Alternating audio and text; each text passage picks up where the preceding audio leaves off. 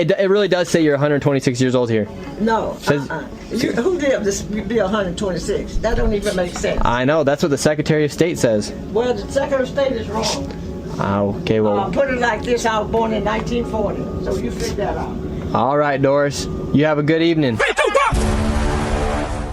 All right, so this lady's named Virginia. She's 125 years old. She's voted over 55 times, and she's active on the voter rolls here in California. Let's see if she's home. Hi, how's it going, sir? Doing good? No, I'm cooking. Okay, well, I'll be quick. I'm just looking for Virginia, 125 years old. 125 years old? Yeah, she's registered to vote at this location right here. Is Virginia here? Yeah, but she ain't no 125 years old. Really? How old is Virginia then? 80. 80? Well, here on the state of California, crazy. She's 125 years old. So someone's taking that data, using her name, and then just repurposing it. Wowza. She's voted in 55 elections. Nope. Is there another Virginia? No, not here. Do you know why death has to be recorded? Yeah.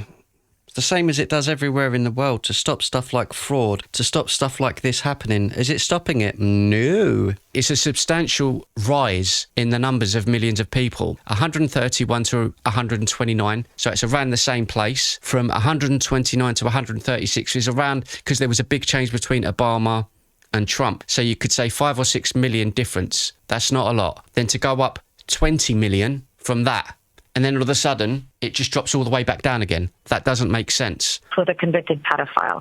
And I don't really care what side of the aisle you're on, right or left. What's wrong is wrong. You know, that doesn't also mean that someone should be fired for not telling the truth. I certainly wouldn't hire that person. But, you know, where is the moral clarity in this? And the other thing that really frustrates me in the Epstein files is that this is really being politicized. You know, I see Trump as being exonerated in the files, and then some on the left want to use it as, well, this is a target and we're going to use this politically. All I want is justice for the Epstein victims. And if we don't do that in the Epstein files, it's never going to happen for anybody else. Firstly, I'm a big advocate of votes at 16 and 17. At 16 and 17, you are old enough and mature enough to make a decision about... So at the age of 16 or 17, you're old enough and mature enough to vote in general elections and the running of your country. Keir Starmer's word. You're old enough and you're mature enough to think for yourself. Okay. You are old enough and mature enough to make a decision about a government that it ought to be and will be a government for you. So it's really important that we have those votes. We do need to make sure the citizenship is part of what we look at. We broadened the curriculum in schools because I think children and young people ought to learn about citizenship and you know, how we operate as a society more generally. It's very important skills that they need for life.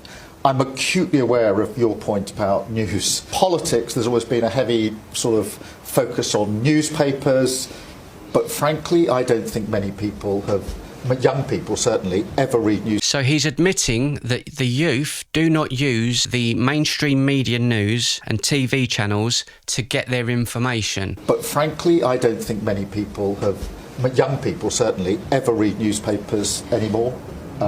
Or even sit down as a family and watch the 6 or 10 o'clock news. It's much more likely to be through social media. And really goes with the point this gentleman made. We must make sure that we're not cutting off sensible and good access for young people. They want to mute people from having the opinion or having the view to go online and have these open discussions like us lot, just to talk about it. But they should have access to the right kind of stuff. What is that? Or even sit down as a family and watch the 6 or 10 o'clock news. It's much more likely to be through social media. And really goes with the point this gentleman made.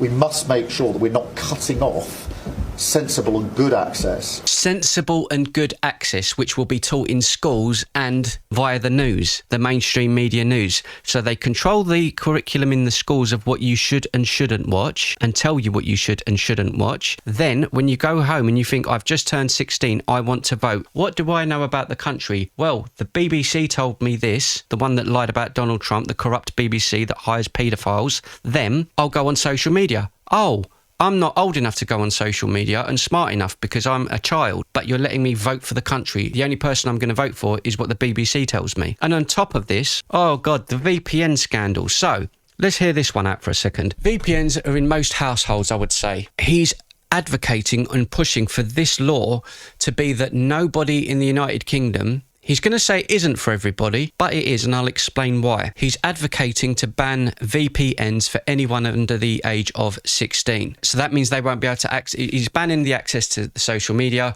You can't use a VPN to bypass that, then get you onto social media, right? What happens when I want to download it on my phone, ExpressVPN, right? Downloaded it. I want to sign up for a year. Boom.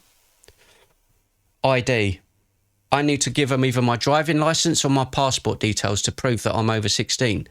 So this isn't about protecting kids, it's about getting all of my information as well, because everyone in the country will have to follow it. And he's just said that he doesn't want digital ID, yet he's taking everyone's data and information and storing it. Really? Local authorities that asked for those postponements, a number of them are Conservative run, Greens, Lib Dems, Independents, so it's not only Labour councils. That's the first point I'd make.